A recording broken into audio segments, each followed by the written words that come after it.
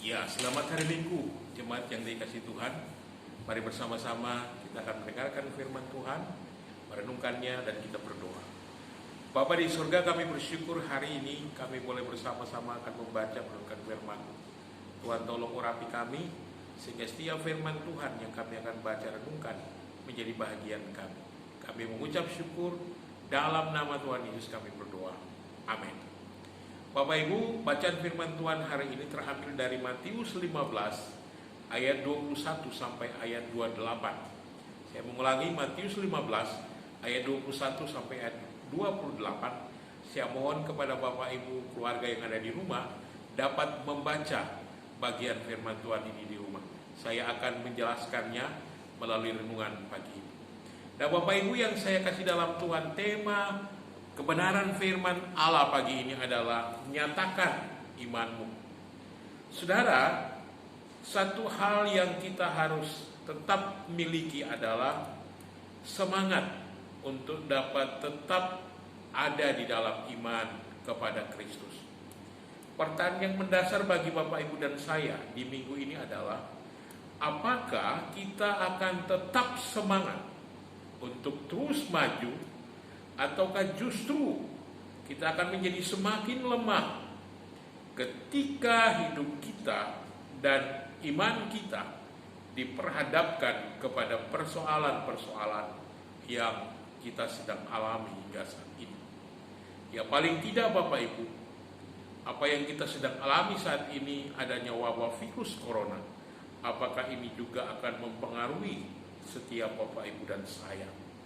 Nah karena itu Bapak Ibu, sebagai orang-orang yang percaya kepada Kristus, ketika Anda dan saya memiliki iman akan Kristus sebagai Tuhan dan Juru Selamat, maka firman Tuhan menghendaki Bapak Ibu dan saya harus memiliki iman yang dinamis, iman yang sungguh-sungguh jangan statis atau tidak boleh statis, di mana iman Bapak Ibu akan diuji ketika kita akan melangkah di tengah perjalanan menghadapi berbagai masalah dan persoalan yang seolah-olah tidak ada jawaban untuk sampai kepada pengharapan yang Bapak Ibu dan saya harapkan atau inginkan. Nah itu sebabnya Bapak Ibu yang saya kasih dalam Tuhan, bagaimana supaya kita dapat merealisasikan pengharapan kita. Satu hal yang penting adalah dibutuhkan perjuangan dari setiap kita, karena kita tidak tahu dengan pasti kapan dan bagaimana sesuatu yang kita imani itu menjadi nyata. Nah saudara yang saya kasih dalam Tuhan Yesus, mari perhatikan bersama-sama dalam bacaan kitab hari ini sosok perempuan Kanaan. Saudara, orang Kanaan adalah orang yang dianggap kafir. Tetapi kalau kita melihat dari sosok perempuan Kanaan, ia memiliki keistimewaan di dalam hidupnya, bahwa ia memiliki iman yang besar dan dinamis di tengah menjalani hidupnya. Karena itu kita akan melihat bersama-sama hari ini bagaimana ia menyatakan imannya di saat menghadapi masalah dan persoalan yang sungguh diperhadapkannya.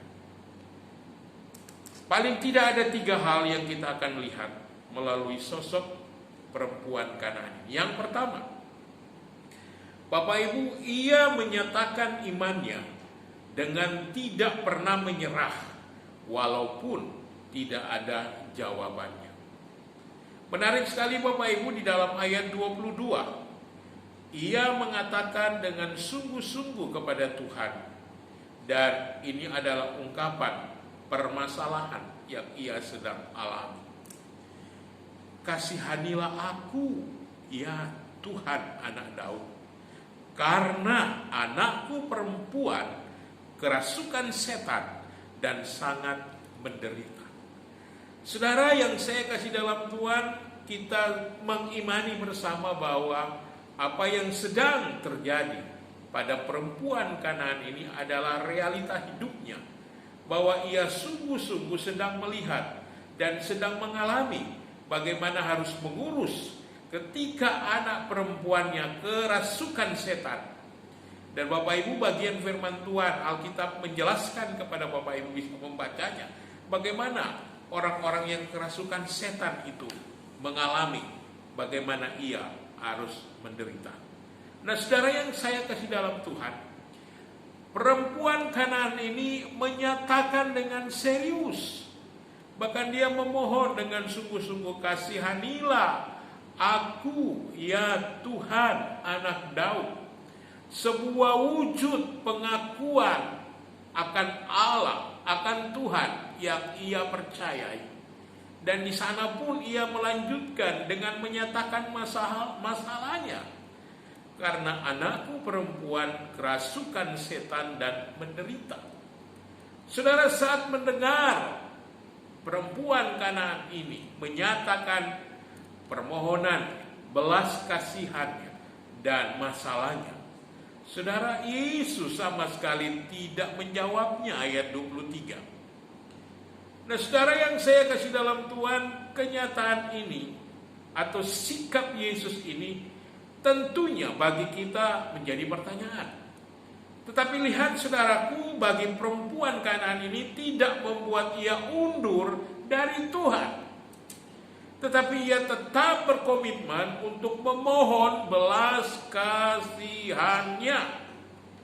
Dan ini membuktikan kepada Bapak Ibu dan saya bahwa ia tetap percaya kepada Yesus, walau dia tidak menjawab seruan teriakannya. Saya percaya Bapak Ibu, kadang iman kita menjadi lemah melihat sikap Yesus yang belum menjawab doa kita. Di saat Bapak Ibu dan saya sedang menggumuli sesuatu yang butuh jawaban, oleh karena masalah anak, oleh masalah kebutuhan, oleh karena masalah di kantor, ataupun masalah usaha, dan berbagai hal yang melingkupi kita, kita sudah memohon, kita sudah menaikkan kepada Tuhan setiap permohonan kita. Tetapi ternyata Tuhan belum menjawab, bahkan Tuhan tidak menyatakan belas kasihannya. Saudara, dalam kondisi ini seringkali saya percaya akan mengakibatkan kita undur dari Tuhan.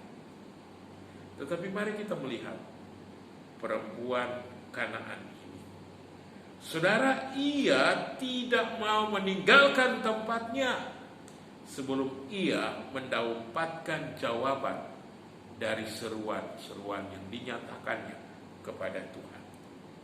Maksudnya, Bapak Ibu yang saya kasih dalam Tuhan, kita melihat teladan iman yang dinyatakan perempuan Kanaan ini, bahwa ada tindakan yang terus maju, ada tindakan untuk terus melangkah dalam imannya, dan ia nyatakan itu oleh karena ia percaya. Bapak Ibu, ada dua hal yang kita bisa lihat di sini. Pertama, ia datang kepada Yesus yang ia percaya dapat mampu menolong dia, dan ia berseru mengharap belas kasihan Tuhan. Ayat 22. Tidak hanya itu Bapak Ibu, ia dikatakan di sini oleh para murid-muridnya termasuk, bahwa ia tetap berseru, ia berteriak-teriak ketika mengikuti Yesus. Maksudnya apa Bapak Ibu? Kita melihat di sini bahwa perempuan Kanaan ini tahu bahwa Yesus hanya diam, bukan berkata tidak kepada seruannya atau permohonannya. Jadi ia terus berseru, ia terus berharap kepada Tuhan. Sekalipun Bapak Ibu, ia tidak mendapatkan jawaban. Hari ini saya mengajak kita, atau mungkin Bapak Ibu dan saya sudah mengalami ketika Anda dan saya sungguh-sungguh berharap kepada Tuhan, menaikkan setiap permohonan, menaikkan segala hal yang Bapak Ibu naikkan, doakan, dan kita tidak atau belum mendapat jawaban doa kita. Sementara Bapak Ibu dan saya sudah lama berdoa, saya mengajak kita, mari jangan putus asa, mari tetaplah kita menyatakan iman kita untuk terus berharap kepada Tuhan. Karena Tuhan adalah jawaban bagi hidup kita. Sebagaimana perempuan Kanaan ini, dia berani untuk tetap tidak tinggal di tempat di mana Yesus berada. Dia tetap mengikuti karena ia sungguh-sungguh percaya Yesus menjadi pengharapan. Yang kedua, Bapak Ibu, perempuan Kanaan ini mau menyatakan imannya bahwa ia tidak pernah menyerah walau dihadapkan dengan berbagai rintangan. Saudara yang saya kasih dalam Tuhan, perhatikan masalah yang ia ucapkan dan perhatikan bagaimana respon Yesus bagi dirinya. Saudara, ketika ia menyatakan belas kasihan kepada Yesus dan Yesus tidak menjawabnya, bagi kita ini masalah, dan bagi perempuan Kanaan ini tentunya ini juga menjadi sumber harapannya kenapa Tuhan tidak berkata atau beri jawab.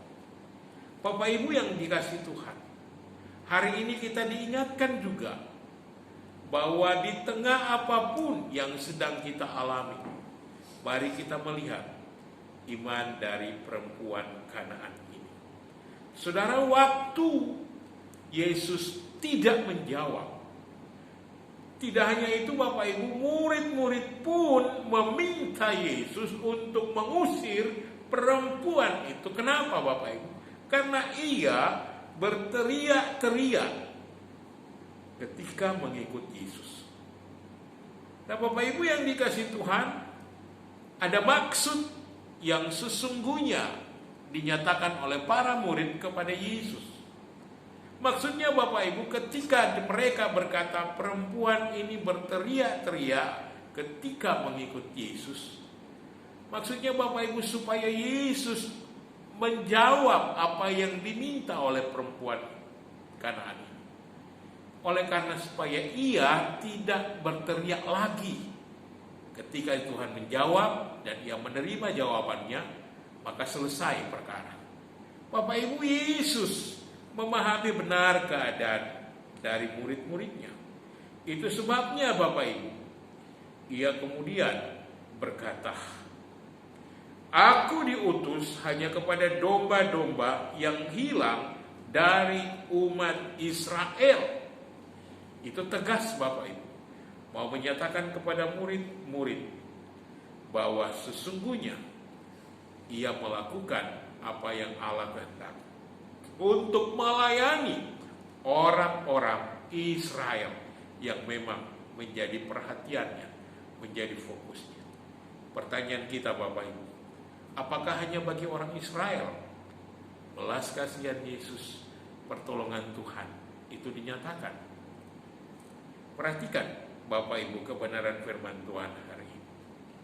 Ketika perempuan ini mendengar apa yang Yesus ungkapkan, apakah ia kemudian mundur? Ia meninggalkan Tuhan Yesus, merasa bosan. Kenapa seperti ini Tuhan? Bapak Ibu, perempuan ini tidak mundur, tapi justru ia mendekat. Perhatikan, tidak hanya mendekat, tetapi ia pun menyembah Yesus sambil berkata, "Tuhan, tolonglah aku." Ayat 25 Bapak Ibu. Mengapa Bapak Ibu? Karena perempuan Kanaan ini tidak membiarkan, sekalipun itu bagi dirinya sebuah rintangan, dan itu akan menghancurkan imannya yang teguh kepada Kristus, ia tetap sungguh-sungguh setia untuk berharap kepada Tuhan. Dan ia sungguh-sungguh mau berkata kepada Bapak Ibu dan saya juga hari ini, saat kita berhadapan dengan suasana situasi yang sedang melanda kita, wabah virus corona. Saudara, mari kita sadari bahwa hanya Yesus yang sanggup mampu menolong perempuan Kanaan ini juga menolong Bapak, Ibu, dan saya ketika berhadapan dengan situasi apapun yang mungkin sulit bagi kita. Saudara, saya juga percaya mungkin saat ini Bapak Ibu sedang banyak masalah dan sedang dihadapi saat ini. Belum ada jalan keluarnya, belum ada jawaban sebagai solusinya.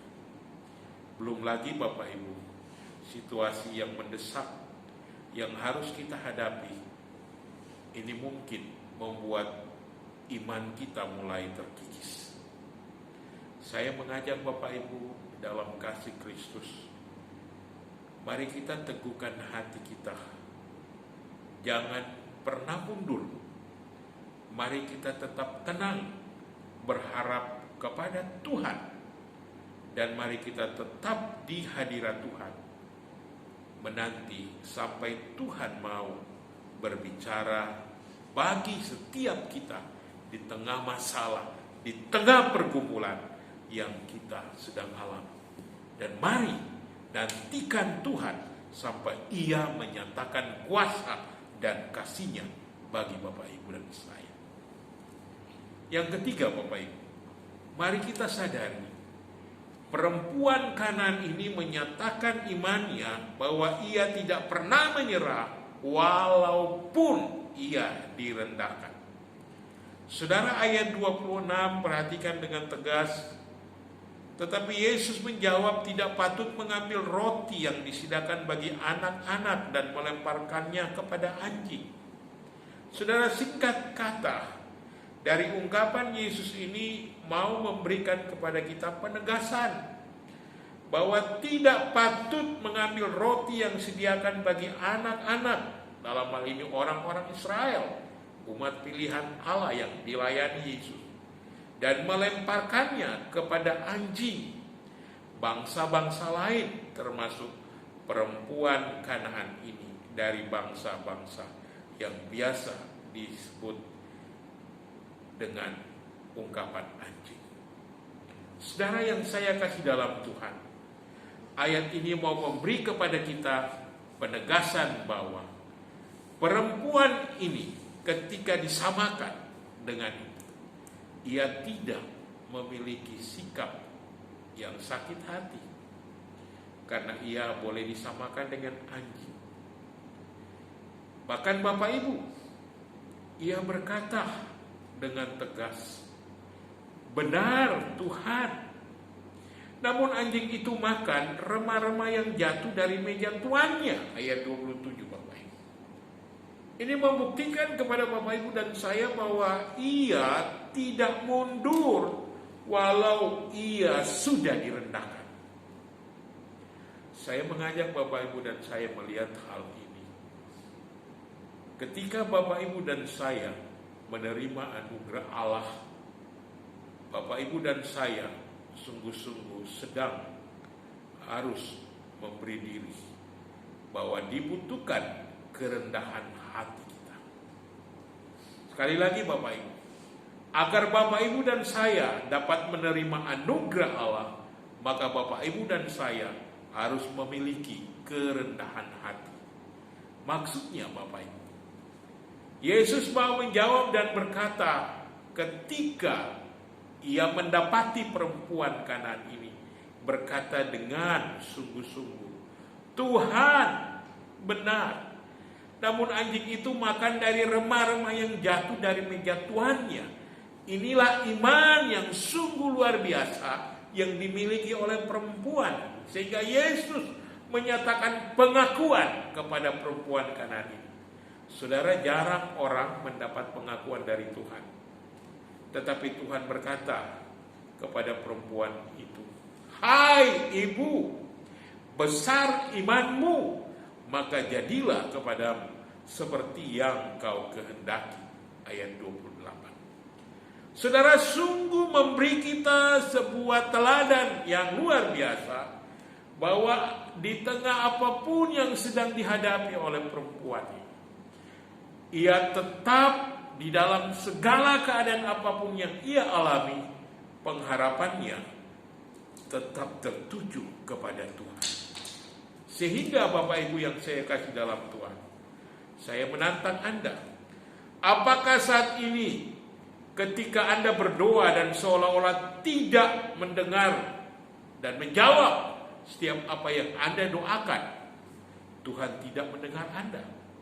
Atau apakah Bapak Ibu dan saya hari ini merasakan bahwa Anda dan saya tidak lagi dipedulikan Tuhan atau tidak lagi dihiraukan Tuhan? Saya mau berkata dengan tegas hari ini kepada Bapak Ibu dan saya, Tuhan tidak demikian. Tetapi Tuhan sungguh-sungguh tahu Bapak Ibu, dan Dia kenal setiap Bapak Ibu dan saya sebagai anak-anaknya, dan itu sebabnya kerinduan hati Bapak Ibu dan saya pun Ia tahu, terlebih kepada perempuan Kanaan ini. Saya ingin mengajak Bapak Ibu mengakhiri renungan firman ini. Mari kita tempatkan diri kita masing-masing kepada posisi yang benar, Bapak Ibu. Mari kita menyadari bahwa Bapak Ibu dan saya tidak ada apa-apanya di hadapan Tuhan. Dan saudara, mari kita ingat, sebenarnya kita yang tidak layak menerima anugerah dan rahmat Allah itu sendiri. Tetapi ingat Bapak Ibu, anugerah Tuhan sangatlah cukup bagi Bapak Ibu dan saya, karena Ia telah menyatakannya, menganugerahkannya melalui kematian Kristus di kayu salib. Dan ketika Bapak Ibu dan saya percaya, mengimaninya, itulah iman yang sungguh-sungguh sebagai wujud bahwa anugerah Allah yang sempurna dinyatakan bagi saudara dan saya. Sehingga apa Bapak Ibu? Ketika perempuan Kanaan ini berkata, seperti remah-remah kecil yang jatuh dari meja Tuhan, itulah cukup untuk memulihkan keadaan dia. Cukup memulihkan keadaan Bapak Ibu dan saya. Sekali lagi Bapak Ibu, berharaplah terus sekalipun tidak ada harapan. Tetaplah percaya sekalipun keadaannya semakin sulit, dan imanilah Allah sekalipun oleh karena Anda direndahkan, maka kita akan melihat mujizatnya yang sempurna, mujizatnya yang ajaib. Allah akan menyatakan itu di dalam hidup kita, sebagaimana dialami perempuan Kanaan itu. Maka seketika itu anaknya sembuh. Ayat 28.